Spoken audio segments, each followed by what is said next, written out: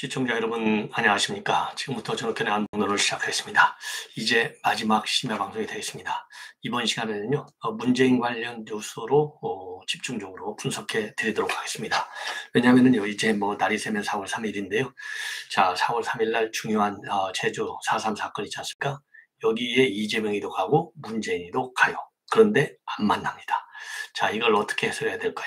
그리고 지금 자유일보에서 대대적으로 문재인 관련 뉴스를 집중적으로 분석해서 보도하고 있는데요. 지금 내 중점사항은 뭐냐? 자유일보에서 보도하고 있는 내용의 핵심은 이적 행위가 너무 많다. 구속수해야 될 것 아니냐. 그리고 문재인이가 간첩 천국을 만들었다. 이런 보도가 지금 압도적으로 많이 나오고 있고요. 그리고 2018년도 이 판문점 도보다리 거기에서 이제 USB를 줬잖아요. 이 USB에 뭐가 담겨 있느냐? 군사 기밀이 들어가 있을 가능성이 상당히 크다. 이러한 폭로 기사가 나와 있습니다. 그래서 이러한 뉴스를 가지고 집중적으로 여러분께 전해드리도록 하겠습니다. 자, 그런데요, 이 문재인 뉴스를 전하기 전에 우선 제가 이 앞방송에서 여러분께 전해드렸는데요. 자, 이 강기정 광주시장이잖아요. 강기정 광주시장이 지난 31일 날 윤석열 대통령하고 김건희 여사 그리고 이 광주 전남 지역에 말하자면 이제 일종의 귀빈들이죠. 영향력 있는 인물들하고 한 30여 명 이 만찬을 했습니다. 그때 윤 대통령과 김건희 여사는요, 이 순천만 국제정원 박람회 개막식에 참석했어요. 그거를 계기로 해서 이 만찬을 가졌습니다. 이 만찬 석상에서 느닷없이 강기정이가 말이죠. 아주 긴급 제안을 했어요. 뭐냐? 제14회 광주 비엔날레에 참석해 달라. 예. 그래서 이 김건희 여사가 오시면은 행사도 빛나고 흥행에도 도움이 될 것이다. 그리고 개막식 날 일정이 안 되시더라도 행사 기간 중에 언제라도 좀 모셔달라. 그러면 최선을 다해서 모시겠다. 이러한 공개 제안을 했어요. 자, 이 공개 제안을 했고 그 이후로 이제 대통령실에서 지금 검토하고 있는 바에 따르면요. 지금 TV조선에서 단독으로 보도하고 있는 내용인데 자, 이 강기정 광주시장이 직접 요청을 했기 때문에 지금 참석하는 문제를 긍정적으로 검토해 보겠다. 이런 입장을 내놨습니다. 자, 강기정이는요, 지난 대선 때 이재명 후보의 호남 총괄 특보단장을 맡았고, 그 당시에 김건희 여사에 대해서 부인을 넘어서 강력한 비선 실세다. 이렇게까지 비판을 한 바 있어요. 예. 자, 뭐 그렇지만은 어쨌든 간에 이제 그날 만찬 분위기가 굉장히 좋았다고 그래요. 그래서 만찬에 참석했던 민주당 인사들이 모두 윤석열 정부를 위해서 함께 열심히 잘해보겠다. 이렇게 다짐을 했고, 마치 여야 협치가 이루어지는 하나의 장면인 걸로 해석될 수 있을 정도로 굉장히 분위기가 좋았다. 이런 지금 보도가 나오고 있어요. 그리고 우리 이제 여당 쪽에서는요, 천하람, 이번에 뭐 이 당 대표 출마했죠. 비윤계를 주도하고 있는 분인데, 예, 천하람 순천갑 당협위원장도 그날 참석을 했고, 윤석열이 고생했다고 이렇게 어깨를 살살 이렇게 두드려 줬다고 합니다. 자, 그리고 말이죠. 이 강기정이가 그날 만찬석사에서 윤 대통령한테 광주의 AI 영재고등학교를 설립하도록 도와주셔서 고맙다라는 인사를 했고, 이 소병철 의원, 이 검사 출신이죠. 예, 소병철 의원도 순천의 대통령이 방문해서 애정과 친밀감을 많이 느끼게 해줘서 고맙다. 이러한 입장을 밝혔다고 합니다. 그래서 그날 말이죠. 모두에도 말씀을 드린 대로 이 강기정, 그 다음에 김영록 전남지사, 그 다음에 노관규 순천시장, 이 노관규 순천시장도 이제 검사 출신이죠. 그리고 소병철 의원 등 30여 명이 만찬을 함께 했다고 합니다. 자, 그래서 어쨌든지 간에 뭐 미운 건 미운 거고 또 이 대통령 부인으로서 할 일은 또 할 일이지 않습니까? 그리고 이제 흔히 이거는 뭐 순수 이제 문화 행사잖아요. 그렇기 때문에 문화와 정치를 섞을 필요는 굳이 없을 수도 있어요. 더군다나 김건희 여사의 경우에는 문화전시 기획자 출신이지 않습니까? 자, 그렇기 때문에 이 김건희 여사도 그동안에도 그리고 또 영부인으로 활동하면서도 문화예술 분야에 대해서는 각별한 관심을 가지고 있는 건 뭐 우리가 다 아는 거 아니겠어요? 자, 그래서 광주 비엔날레는 이번이 이제 14번째인데 지금 7일 날 개막을 해서요. 무려 7월 9일까지 석 달간 계속될 예정이라고 합니다. 자, 제가 보기에는 뭐 이번 이제 광주 비엔날레의 주제는요. 물처럼 부드럽고 여리게 이렇게 되어 있다고 해요. 자, 그런데 이제 강기정이가 이런 그 대통령의 이 행사, 그죠? 현장 이 행사 계기에 그 만찬 계기를 이용해서 제안을 했다. 이거는 조금 대통령에 대한 정중한 이 초청의 측면에서 보면, 즉 순수하게 프로토콜 측면에서만 보면 불경한 측면이 없잖아 있다. 왜냐하면요, 아니 광주시장이면 여야를 떠나서 대통령과 그리고 또 아니면은 김건희 여사만 설령 초대한다 하더라도 충분한 시간을 두고 말이죠. 얼마든지 공식적인 채널을 통해서 초대를 할 수 있는데 대통령 내외하고 만찬하는 계기까지 기다렸다가 얘기했다. 이거는요, 그렇게 진정성 있는, 즉 대통령 내외에 대한 이 존경심이랄까요? 이런 것이 상당히 결여되어 있는 사람이 아니냐. 더군다나 강기정이는요, 제가 앞방송에도 말씀을 드린 대로 문재인의 최측근 중에 측근이잖아요. 친문의 핵심이죠. 예. 그리고 또 이 라임 사태와 관련해서 과거에 수사를 받은 적이 있어요. 문재인 정권 때 수사가 뭐 편파적일 가능성도 상당히 배제할 수 없는 거 아니겠습니까? 증거가 불충분하다 그렇게 돼 있는데, 김봉현이가 이강세 당시 스타모빌리티 회장이었던 사람인데, 그 라임 사태 때 말이죠, 이강세를 통해서 지금 5천만 원을 줬다 이렇게 지금 되어 있거든요. 그거를 재판정에서까지 진술했어요. 자, 이거 뭔가 수상해요. 자, 그래서 그런저런 이 복잡한 계산을 한 나머지 고민하다가 대통령 내외를 보니까 광주 비엔날레를 한다는 것은 뭐 대한민국 국민이면 다 아는데 가만히 있을 수 없으니까 그냥 마지못해서 제안한 것이 아니냐. 저는 그런 해석도 가능하다고 저는 봅니다. 자, 이렇게 해서 우선 이 얘기를 먼저 전해드렸고, 두 번째는요, 이제 날새면 이제 오늘 4월 3일이잖아요. 문재인은 오후에 제주에 도착하고, 그리고 이재명이는 오전에 현장에서 4.3 평화공원에서 현장 최고위원회를 열고 바로 이어지는 추념식에 참석할 예정이라고 그래요. 그래서 민주당에서는 이재명이도 참석하고 당연히 이 당직자들 최고위원들 모두가 참석하고, 그리고 제주 지역의 국회의원 3명, 위성원, 김한교, 송재호 이런 사람들이 모두 출동을 해요. 당연히 오영훈 제주지사도 출동을 합니다. 자, 이런 데 비해서 말이죠. 이 문재인은 언제 가느냐? 이미 뭐 문재인은 간다고 이미 발표를 했지 않습니까? 자, 그런데 문재인은 오후에 갑니다. 오후에. 자, 오후에 가는 이유 뭘까요? 뭔가 부딪히고 싶지 않은 것이죠. 자, 그러면은 당 행사든 문재인 일정이든 거기 그 민주당의 친문 인물들이 얼마나 즐비하지 않습니까? 얼마든지 일정을 조율할 수가 있어요. 더군다나 이재명이는 현 정부에 칼을 갈고 있잖아요. 문재인은 본인이 찔리는 게 워낙 많으니까 대놓고 칼은 갈지 않고 있어요. 예. 자, 그러나 어쨌든지 간에 둘이서 얼마든지 일정 조율을 통해서도 더군다나 이제 4.3 행사에 참여하는 게 목표지 않습니까? 그런데 이 추모식에는 문재인은 직접 참석은 안 하는 걸로 알려져 있어요. 예, 그래서 오후 일정으로만 딱 하게 돼 있어서 뭔가 두 사람 사이에는 담이 지금 있는 것 아니냐. 그래서 지금 비명들은요, 당 대표를 내놓으라는 게 기본이지 않습니까? 그런데 비명의 핵심은 누구냐? 바로 친문이다. 그래서 문재인이가 이 오후에 간다. 그래서 오전 일정을 이재명 민주당과 전혀 교감을 갖지 않는다. 부딪히지 같이 조인하지 않는다. 이 얘기는요, 이재명의 당 대표성을 별로 인정하고 싶지 않는, 그래서 친문의 이 사퇴 압박 비판에 맥락을 같이 하는 게 아니냐. 그렇다고 본다면 이 박용준이가 지난번에 그랬잖아요. 이거 이재명 결단해야 된다. 이렇게 얘기를 했지 않습니까? 이 얘기가 더 설득력이 있는 것이 아닌가. 이런 판단하게 됩니다. 그래서 이 문재인이가 말이죠. 이 친문들의 즉 비명 노선 이거를 갖다가 사실상 인도선언 아니냐. 이렇게까지도 해석할 수 있는 대목이다. 이렇게 보여집니다.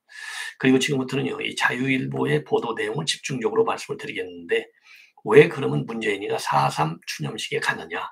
예, 느닷없이 왜 가냐 이 말이다. 이 얘기는 결국 뭐냐? 본인이 말이죠. 이념으로 상처는 해집지 말자라고 해놓고 그 말을 거꾸로 뒤집어서 이념을 가지고 상처를 더 내려고 하는 의도가 있지 않나 이렇게 해석을 하고 있어요. 더군다나 이번에 말이죠. 문재인이는 이 작가 한강이 쓴 또 이 책을 갖다가 적극적으로 소개했지 않습니까? 자, 이런 걸 보면 말이죠. 문재인은 4.3 사건을 계기로 해서 그동안에 잊혀지고 싶다고 했는데 반대로 절대로 잊혀지고 싶지 않다라고 하는 메시지. 그리고 이념에 의한 이 전직 대통령으로서 이념에 의한 국론 분열을 노골적으로 지금 시도하고 있는 상황이 아니냐 이런 생각이 들어요. 자, 그거는 여러 가지 측면인데 제가 말씀을 드린 대로 이미 4.3 사건에서는 한강의 장편 소설인 작별하지 않는다라는 것을 추천하면서 가겠다 이런 입장을 내놨지 않습니까? 그리고 현직에 있을 때도요. 2020년도하고 21년도에는 추모식에 참석을 했는데 추념식에 참석을 했어요. 그러니까 임기 5년 중에 딱 2번만 참석했어요. 그럼에도 불구하고 이번에 퇴임한 첫 번째 이 추념식에 추도식에 참석한다. 정치적인 의도가 굉장하다. 이 정치적인 의도는 제가 말씀을 드린 대로 이재명과 입장에서 본다면 이재명의 당 대표성을 별로 인정하고 싶지 않다. 그래서 비명계에게 힘을 실어주겠다라는 거고요. 그다음에 두 번째로는 이제 이 대국민에 대해서는 5년 내내 했던 국민 갈라치기, 진보와 보수, 양 분열을 노리는 것이다. 이렇게 저는 판단을 합니다. 물론 그러니까 이 문재인 대통령이 직접 본인은 이념으로 상처를 해줄지 말아야 한다. 영원한 치유와 안식을 바란다라고 했지만 이거는 그냥 립 서비스인 것 같고요. 그 다음에 정치 외교적으로는 또 무슨 의미를 갖느냐. 지금 이제 윤석열 대통령이 한미 동맹을 복원하면서 지금 한일 관계도 정상화시켰지 않습니까? 그리고 4월 중에는 한미 국빈 정상회담이 있어요. 자, 그래서 또 이제 5월 중에는 G7 정상회담에 옵저버 국가로 초대를 받았어요. 그러면서 지금은 이번에 한일 정상회담을 계기로 해서 한미일 관계 정상화를 향한 이 깃발을 확실하게 올린 거 아니겠어요? 자, 그래서 이 자유민주를 가치로 하고는 동맹 관계를 굉장히 강조한 이거를 이제 이 하나의 중요한 이 결실로 볼 수 있는데, 자, 문재인의 외교안보 정책의 핵심은 뭐냐? 반미 친중 그리고 대북 굴종적 입장이었다 이 말입니다. 자, 그래서 이러한 윤석열 대통령이 외교적으로 지금 내가 성과를 올린 거에 대한 재뿌리기 차원도 있다. 그래서 이념에 입각한 외교안보 노선을 추구하겠다. 이런 의미도 지금 담겨져 있는 것이 아니냐. 이런 해석도 나오고 있습니다. 자, 그리고요. 지금 이적 행위를 너무 많이 해서 이거는 구속 수사를 받아야 된다. 이런 기사가 지금 자유일보에 실려 있어요. 자, 이게 바로 지금 조금 전에 말씀을 드린 대로 사회주의화, 친사회주의 이런 외교로선, 그렇죠? 친중 대북 굴종, 이런 것도 있고, 그 다음에 서해 피살 공무원, 그 다음에 탈북어민의 강제 북송, 이런 것들이 사실상 전부 다 이적행위로 볼 수 있는 것 아니냐, 이런 얘기가 있고요. 그리고 USB 도보단에서 넘겨준 데는 또 여기에는 군사 기밀이 들어가 있을 수 있다. 왜 그런 군사 기밀이 들어가 있다고 볼 수 있느냐? 상당히 중요한 지금 이 자유일보가 이것도 이제 보도하고 있는 내용인데요. 바로 뭐 때문에 그러느냐? 자, 2018년도 4월에 도보다리 회담인데요. 2019년도 그로부터 1년 후에 북한에서 미사일 발사를 했는데 큰 의미가요. 신형 미사일인데 북한판 이스칸데르라고 하는 KN-23 그리고 북한판 에이테킴스라고 하는 KN-24 시험 발사를 했어요. 예. 자, 그런데 이 북한이 이 탄도미사일을 주로 이 개발하는 것은 대체적으로 구소련제나 중국제 미사일을 개량 발전시킨 것이 통상적인 예예요. 그런데 이 에이테킴스하고요, 그 다음에 이스칸데라고 하는 것은 우리나라의 현보2 B하고 우리 한국이 개발한 이 에이테킴스하고 굉장히 흡사하다고 합니다. 그래서 특히 사거리하고요, 비행 패턴까지도 우리 거하고 거의 비슷하다는 거예요. 예, 딱 다른 점이라고 한다면 추진체 연결부나 배선관 정도만 다르고 나머지는 상당히 비슷하다. 물론요, 우리가 개발한 현무2하고 북한의 KN-23하고의 원류는 러시아의 이스칸데르 미사일이기 때문에 닮을 수밖에 없는 측면이 있다는 겁니다. 그러나 이 북한판 에이테킴스의 경우에는요, 이동식 차량 발사대 텔까지도 우리 군이 쓰고 있는 M270 MLRS하고 딱 빼다 박은 거하고 똑같다는 겁니다. 예. 그래서 우리 군 이 무기 설계 기술을 북한이 어떤 경로로도 간에 입수했을 것이 아니냐는 거죠. 예. 자, 그래서 북한이요 2014년도에 ADD 해킹했을 때 기술을 탈취했을 가능성도 물론 있지만 이 문재인이가 김정은한테 준 USB에 이러한 중요한 무기 기술이 담겼을 가능성도 배제할 수 없다. 이렇게 전문가들이 본다라는 점을 자유일보가 지적을 하고 있어요. 그래서 2018년도 4월에 USB를 건넸으니까 1년 만에 신형 무기를 대거 만들어 가지고 시험 발사한 것이 아니냐. 이런 지금 평가가 나오고 있습니다. 예. 자, 그래서 말이죠. 이 USB 문제가 그동안에는 이제 원전 개발 문제가 들어가 있다. 예, 원전. 그래서 한반도 신경제 지도 이 프레젠테이션 영상이 들어가 있다라고 밝힌 바 있어요. 그리고 이제 원전 문제를 좀 지원하는 이런 방안도 또 여기에 들어가 있다. 이런 보도도 있었는데 어쨌든 간에 이렇게 이제 군사 기밀이 담겨져 있을 가능성이 많다라는 얘기는 어제 오늘 나온 얘기가 아니거든요. 근데 이제 구체적으로 북한판 이스칸데르하고 에이텍 김수가 우리 한국으로부터 USB에 담겨서 넘어간 것이 아니냐. 이런 점에서 상당히 뭐라 그럴까요? 심각한 안보 문제를 제기할 그런 소지가 있는 그 기사가 아닌가 이런 생각이 들고요. 그리고 또 하나는요.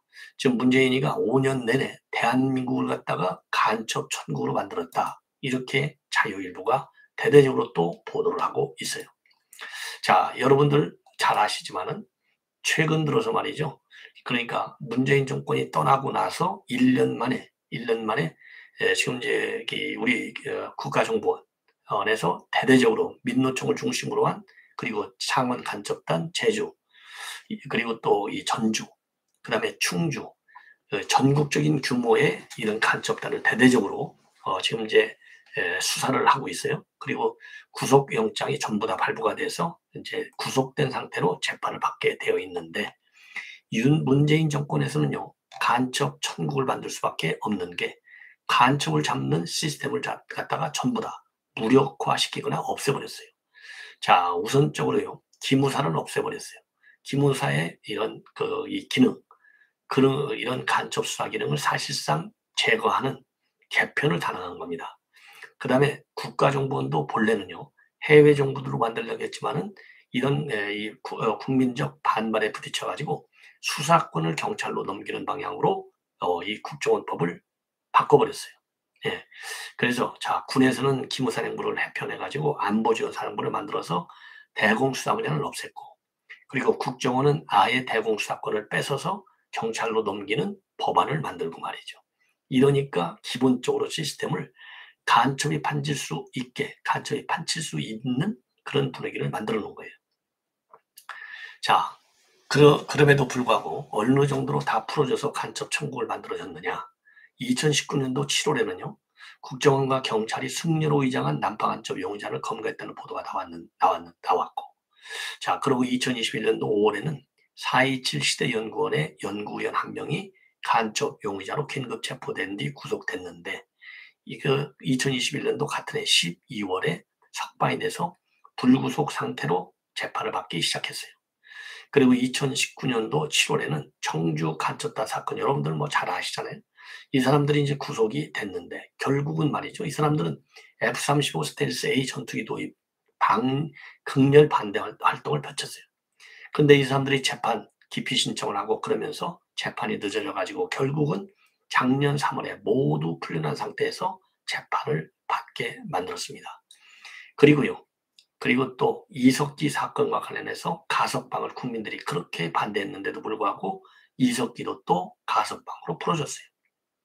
여기에 덧붙여서 모두에 말씀드린 대로 탈북선언도 강제로 북송시켜주고 서해공무원 피살 사건이 났는데도 불구하고 일체 김정은한테 제대로 대응을 못하고 그래서 국민들 사이에서 문재인 대통령이 간첩 아니냐 이러한 의혹이 제기됐고요.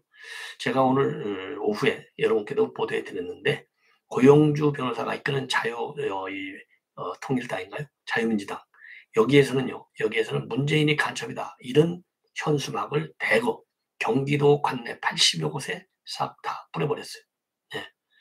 자, 그리고 윤석열 정부가 들어서서 민노총을 비롯한 각 지역에 있는 대남 그러니까 지하 종북 간첩 세력들을 수색을 했습니다.